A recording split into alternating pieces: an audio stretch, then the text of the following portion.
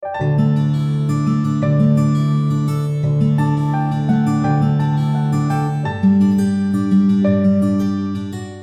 이번 시간에도 이제 저와 함께 또 재밌는 건강 강의를 함께 공부해 보도록 하겠는데요.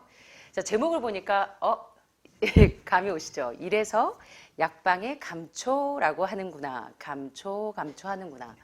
여러분들은 감초를 그냥 한약재로만 알고 계시는데 감초가 굉장히 중요한, 어쩌면 한방에서는 만병통치약처럼 위 기능이 안 좋을 때도, 비장 기능이 안 좋을 때도, 신장 기능이 안 좋을 때도 항상 모든 약재에 감초가 같이 들어가기 때문에 여러분 약방에 감초하면 여기도 필요하고 저기도 필요하고 그럴 때 약방에 감초네 하듯이 오늘 감초가 여러분들에게 얼마나 이렇게 중요한 치료제로서 활용할 수 있는지 한번 공부해 보는 시간을 갖도록 하겠습니다.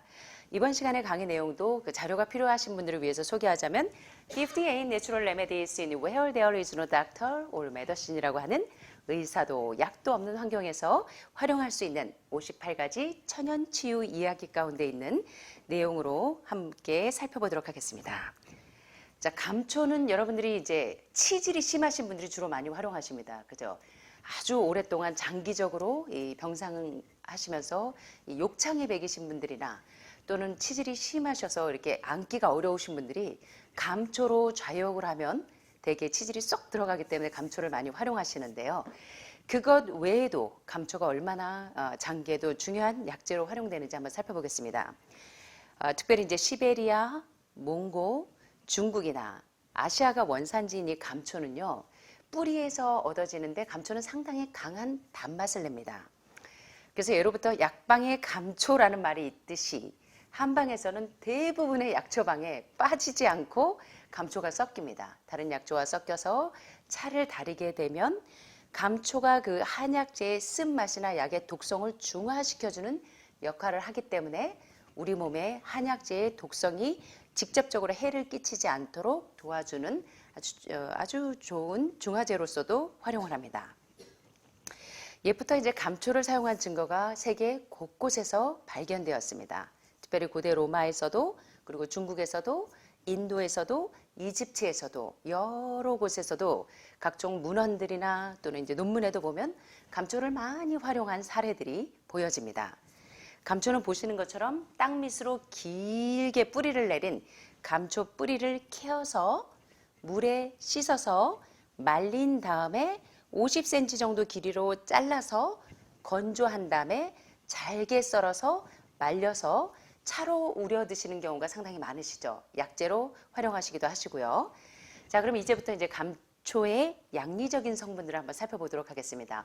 어떤 경우에 감초를 활용하시면 좋고 어떤 경우에는 감초를 활용하시면 안 되는지 좀 살펴보겠습니다.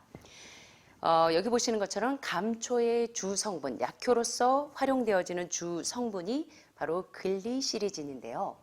이 글리시리진 성분은 알러지가 있는 경우에, 알러지 리액션이 있는 경우에 알레르기를 방지해주는 작용을 합니다. 그리고 또 위궤양이나 또는 위산이 많이 분비돼서 위가 많이 불편하신 분들 또는 십이지장 궤양이 있는 분들에게 궤양 치료제로도 많이 활용이 됩니다. 여기 보시면 허번, 아주 속쓰림이 심하신 분들, 위산 분비가 되면서 속쓰림이 심하시거나 위궤양이나 십이지장 궤양이 있을 때 글리시리진 성분이 그 궤양이 심할 때 그런 성분들이 위 속쓰림 증세들을 완화시켜주는 그런 역할을 해줍니다. 그 다음에 감초는 드셔보신 분들은 아시겠는데요. 단맛이 많이 납니다. 이 감초의 단맛은 포도당이나 능금산, 또 플라보노이드, 리키리틴, 아스파라긴산, 또 리코리시딘 같은 요거 다 보니까 뭔 것 같으세요? 아주 강력한 암 환자들이 되게 좋아하시는 항산화제 성분들이 많이 들어있죠. 그러면 당연히 항암 작용에 도움이 되겠죠. 자, 세 번째 감초에는 플라보노이드계의 갈콘 성분이 항암 작용을 많이 하고요. 또 대상포진처럼 면역력이 심각하게 떨어지신 분들에게 면역력을 올려줘서 대상포진을 억제해 주기도 합니다. 그래서 이제 그럴 때 활용하셔도 좋고요. 특별히 이제 유방암 환자들이 감초를 단기간 내에 활용하시는 분들이 많아요. 보면 이소플라본이나 갈콘 같은 식물성 여성 호르몬인 이 에스트로겐 성분이 있어서 유방암 환자들, 호르몬성 암 환자분들에게 상당히 도움을 주고요. 자, 여기 보시는 것처럼 PMS 지난 시간에 공부했었는데 월경전에 증후군이 있는 분들이 있으시죠. 갑자기 예민해지거나 또는 굉장히 마음이 불편해지고 우울증 같은 증세가 있는 분들도 있고 다양한 월경전 증후군, 부종이 생기기도 하고 이럴 때 PMS 증세를 완화시켜줍니다. 월경전 증후군 증세를 완화시켜주기도 하고 특별히 이제 항암이나 방사선을 하시면서 갱년기, 폐경기 증세가 빨리 오시는 분들이 있어요. 그래갖고 얼굴이 막 열이 훅 올랐다가 훅 내렸다가 며느리 볼 때다 하면 갱년기 때다 하면 며느리 볼 때다 하시는 게 일하기도 싫어지고 막 운동도 하기 싫고 막 그러죠. 그럴 때 이제 갱년기 증세, 다시 말하면 폐경기 증세, 얼굴이 후끈후끈 달아오르는 안면 홍조 증세 이런 것들을 완화시키는데도 단기간에 이 감초를 활용하시면 상당히 도움이 됩니다. 여기 보시는 것처럼 페인 릴리프, 통증을 완화하는데도 통증이 있는 분들에게 또 암 환자들이 통증이 있을 때도 단기간 활용하시면 통증을 완화하는 데 상당히 도움이 되고요. 여기 보시는 것처럼 인후염, 기침과 또는 인후염, 목이 편도선이 붓거나 이런 증세가 있을 때도 이 감초가 굉장히 그 증세를 완화시켜 줍니다. 그리고 여기 리키거 신드롬이라고 하는 모든 병이 사실은 장누수 증후군에서 왔다고 해도 과언이 아닙니다. 장이 줄줄줄줄 새는 증세. 이걸 장누수 증후군이라고 하는데 사실 위암도, 대장암도, 폐암도, 유방암도, 전립선암도 장누수 증후군에서부터 해당되지 않는 증세가 없는 것입니다. 그런데 이제 이 감초를 활용하시면 장이 줄줄 새는 증상을 많이 완화시키고 예방할 수가 있기 때문에 상당히 도움이 되고요. 자, 그 다음에 여기 맨 마지막에 보니까 T 림프세포와 NK 세포, 내추럴 킬러 세포, 자연 살상 세포, 우리 몸에 있는 이 그 병들고 손상된 세포는 스스로 죽도록 명령을 내리는데 아주 많은 기여를 하는 그런 작용이나 또는 내추럴 킬러 세포를 활성화시켜서 면역력을 쑥쑥 올리는데 상당히 도움이 된다고 하는 이뮤니티, 면역력을 증강시키는데 감초가 한 몫을 한다고 합니다. 그래서 감초를 이제 그 단기간에 활용하시는 게 상당히 도움이 되고요. 감초를 주로 이제 차로 우려서 드시는 분들이 상당히 많죠. 이제 좌욕을 하시면서 이 뭡니까? 아까 제가 말씀드렸던 치질 증세를 완화시키는데도 감초를 쓰고 치질 딱 떨어주시는 분들 많습니다. 몇 번 좌욕하시면서. 근데 이제 요 58가지 천연치유 이야기에는 치질의 내용은 없는데 이제 이런 좋은 성분들이 있습니다. 그래서 요걸 이제 우리나라에서 한방에서는 치질을 치료할 때 감초를 참 많이 활용하더라고요. 그래서 이제 저희가 사실 이제 암 환자분들이 되게 누워 계시는 분들이 많으셔서 치질 때문에 고생하시는 분들이 많았는데 그때마다 제가 이제 감초로 좌욕을 하게 했더니 몇 번 안 돼서 다 떨어지시더라고요. 그래서 이제 그렇게 활용하셔도 좋고 또 이제 감초를 차로 드시게 되면 기관지나 천식, 폐결핵, 폐렴 증세가 있는 분들 그리고 편도선이 부었거나 인후염의 증세가 있는 분들 기침 많이 할 때도 도움이 많이 됩니다. 각혈을 하실 때도 도움이 되고요. 그리고 이제 박테리아나 바이러스, 곰팡이에 대한 항생작용도 도와주고요. 이게 폐암 환자들, 기관지 천식 있는 분들 이제 가래가 많이 올라오실 때 가래를 배출하고 그런 데도 도움이 되고 또 혈액이 이렇게 굳어버리는 거, 어혈처럼 뭉치는 거, 혈전 증세가 있을 때 그것을 많이 억제시켜주는 작용도 합니다. 그 다음에 이제 감초는 항염작용이 뛰어납니다. 그래서 상처를 치료할 때 효능이 굉장히 좋고요. 또 일반 염증, 그리고 유방에서 이렇게 고름이 막 이렇게 새는 분들, 허투나 호르몬성은 좀 덜 하시지만 삼중 음성이나 이래서 농이 많이 배출되시는 분들에게도 그 항염작용을 할 때 조금 도움이 되고요. 관절염 증세에도 염증의 효과가 상당히 도움이 됩니다. 게다가 이제 B형 간염, C형 간염 환자들에게 항원 분비를 억제하면서 이 C형 간염의 진행을 방지해 주는데 감초가 또 일몫을 합니다. 그래서 도움이 되고요. 또 이제 머리카락에 기름기가 많은 분들이 있죠. 이럴 때 유분을 줄일 때 감초 샴푸를 활용하시는 분들이 많습니다. 여러분 탈모를 예방할 때는 어떤 샴푸 쓰는지 아세요? 어성초? 탈모 예방할 때요. 모링가 아마씨 샴푸가 또 새로 나온다 그래요. 예, 탈모를 굉장히 많이 방지한다고 합니다. 그래서 여러분들 아마씨가 굉장히 다양하게 활용이 되죠. 염증을 치료할 때도 그렇고. 그 다음에 이제 피부가 많이 가려우신 분들 있죠. 피부에 이 알러지, 그 다음에 이제 대상포진 막 이런 것들로 가려움이나 염증이 있을 때 그럴 때도 감초로 목욕을 해도 굉장히 도움이 되고요. 또 염증 피부를 위해서 젤이나 연고를 바를 때 대신 감초로 씻어주거나 목초액을 활용하셔도 도움이 됩니다. 숟가루로 목욕을 하셔도 도움이 되고요. 그 다음에 이제 출혈을 멈추려고 할 때 지혈작용에도 감초를 활용하셔도 되고요. 또 구강 내에 이제 패치나 건선, 그리고 이 염증이 있어서 건선 크림 대용으로 쓰셔도 되고 치약으로 쓰셔도 된다고 합니다. 그리고 체중 조절이나 피부를 위한 용액 등 아주 감초가 요기조기 진짜 약방의 감초죠. 아, 이래서 감초 하는구나 하고 아시겠죠? 감초가 이렇게 다양하게 활용이 되는데요. 주의사항이 있습니다. 대신 감초는 굉장히 민감하게 사용하셔야 돼요. 자, 감초는 많은 양을 장기 동안 복용하시면 안 됩니다. 특별히 이 저칼륨증으로 굉장히 위험해질 수가 있습니다. 자, 만성 변비 해소를 위해서, 만성 변비가 있으신 분들 암 환자들 되게 많으시죠. 하루에 한 번 흰쌀, 흰밀가루, 흰설탕, 그래서 중성지방 지수가 높고 이런 분들이 이제 만성 변비 해소를 위해서 사실 가장 좋은 변비 치료제가 뭔지 아십니까?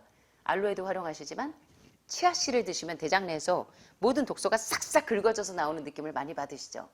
치아씨들을 매일 드시면 진짜 만성 변비 해소에 아주 최고로 좋기도 한데 감초로 만성 변비를 해소하시는 분들이 많은데 하루에 200에서 400g 이상을 매일 먹게 되면 이런 위험이 있습니다.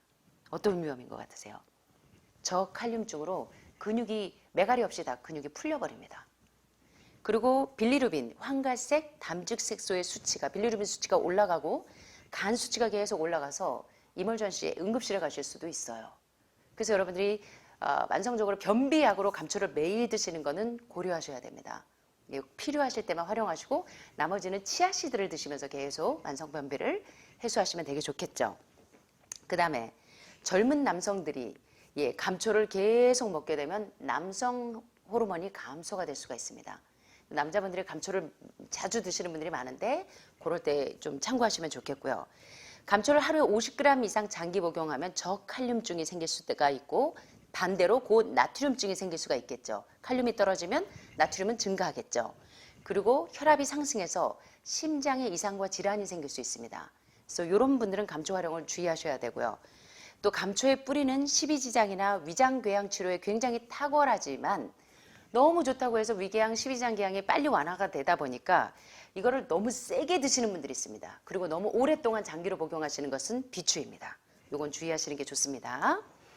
그 다음에 이제 혈압이 오르고 부종이 생길 수가 있어요. 왜냐하면 나트륨은 많아지고 칼륨은 적어지는 이런 불균형을 초래할 수가 있기 때문에 메가리 없이 근육에 근위축증 환자처럼 이 근무력증처럼 이 근육이 메가리가 풀릴 수가 있습니다. 그래서 장기적으로 활용하시는 것은 주로 여러분들이 주의하셔야 되고요. 이 다량의 감초 복용은 계속적으로 지금 계속 강조하고 있죠. 저칼륨증, 칼륨결핍증이 올 수가 있고 고혈압에 치명적일 수가 있고 심장마비와 같은 심각한 부작용을 초래할 수 있기 때문에 고혈압이나 심부전증 환자들은 감초를 장기적으로 쓰시고 과량 사용하시는 것은 특별히 주의하시기를 부탁드리고요. 또 만성 간염 환자, 담낭염, 담석증으로 담즙 배출이 잘 안 되시는 분들도 주의하셔야 되고요. 간경화나 간질환 환자는 단기적으로 3개월 안에 쓰시는 것은 굉장히 효과적으로 작용할 수 있으나 장기로 드실 때는 주의하셔야 됩니다. 그리고 신기능 부정증 환자나 당뇨 환자, 부정맥, 근육 긴장, 또 저칼륨증 환자는 복용하지 않는 것이 좋습니다. 그리고 혈압약하고 같이 드시면 안 돼요. 그리고 부정맥으로 인해서 약을 드시는 분들도 같이 드셔도 안 됩니다. 그리고 심장약인 디곡신이나 설사약, 이뇨제와 함께 복용하면 칼륨의 배설이 증가하기 때문에 복용하지 않는 것이 좋습니다. 요런 이제 그 주의점을 잘 활용하시고요. 그러다 보니까 이제 감초가 사탕으로 나와 있는 경우가 많아요. 그런데 대개 감초 캔디는 설탕이 많이 들어가 있습니다. 그래서 활용하지 않는 게 좋고요. 또 감초를 계속 드시다 보면 항우울 작용이 있습니다. 그래서 우울증이 있거나 공황장애 증세가 있을 때 도움을 받을 수는 있는데 항우울제와 비슷한 작용이 있기 때문에 항우울제하고 너무 같이 드시다 보면 오히려 조울증 증세처럼 그런 증세가 올 수가 있기 때문에 조금 주의하시면 좋겠습니다. 그 다음에 이제 혈전이 뭉치는 것을 억제하는 작용이 있기 때문에 항응고제나 혈전용해제 같이 혈액을 묽게 하는 약하고 같이 드시는 것은 주의하셔야 합니다. 그리고 감초는 혈당을 올리기 때문에 당뇨약이나 또는 인슐린과 같이 복용하는 것도 자제하셔야 합니다.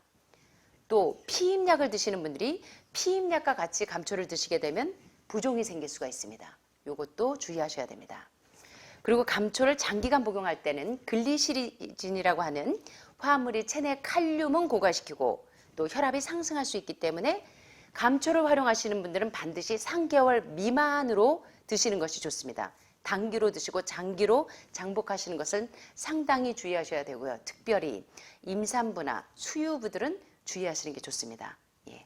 그래서 이제 오늘 감초에 대해서 좀 살펴봤는데 이래서 약방에 감초 하는구나 하는 거 여러분들 오늘 이해되셨죠? 예, 감초를 잘 활용하시고 감초가 굉장히 좋은 성분은 있지만 장기간 활용하시는 것은 주의하시는 것이 좋습니다. 그래서 여러분들에게 좀 도움이 되셨습니까?